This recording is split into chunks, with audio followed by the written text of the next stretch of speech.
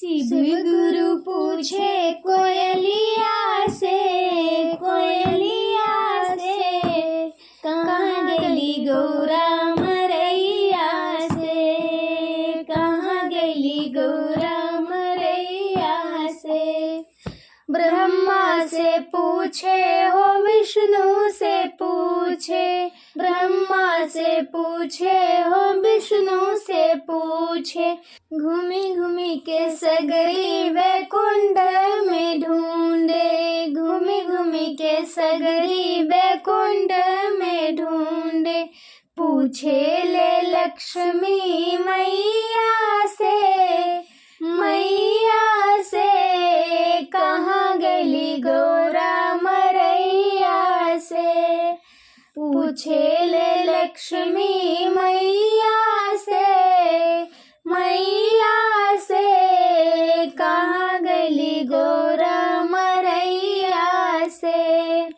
शिव गुरु पूछे कोयलिया से, कोयलिया से, कहाँ गली गौरा मरैया से, कहाँ गली गौरा मरैया से।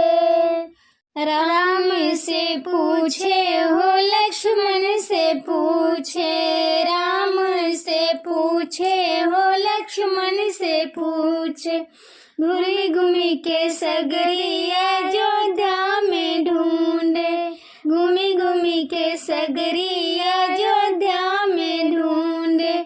पूछे ले सीता मैया से, मैया से, कहाँ गली गौरा मरैया से।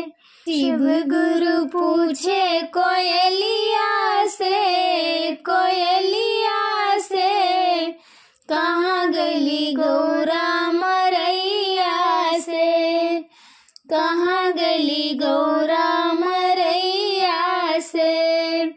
शिव गुरु पूछे कोयलिया से, कोयलिया से, कहाँ गली गौरा मरैया से, कहाँ गली गौरा मरैया से। कृष्ण से पूछे हो राधा से पूछे, कृष्ण से पूछे हो राधा से पूछे। घूमी घूमी के सगरी मथुरा में ढूंढे, घूमी घूमी के सगरी मथुरा में ढूंढे। जाके पूछे यशोदा मैया से, यशोदा मैया से, कहाँ गली गौरा मरैया से।